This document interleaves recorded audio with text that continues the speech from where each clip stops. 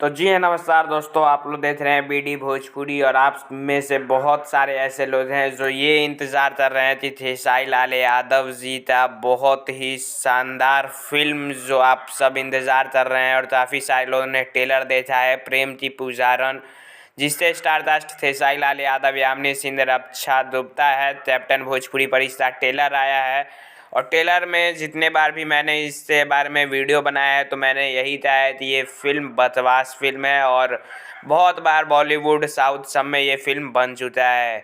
तो उसी को लेकर लव स्टोरी, वही थोड़ा बहुत घिसा पिटा कहानी है, लेकिन अब ये फिल्म सिनेमा हॉल में रिलीज़ होने जा रहा है। और अगर आप तो खेसारी लाल यादव जी की फिल्म सिनेमा हॉल में देखने में मज़ा आता है, स्टोरी अगर आप तो ट्रेलर देखने से पसंद आया है तो 9 फरवरी से आप लोग इस फिल्म को देख सकते हैं।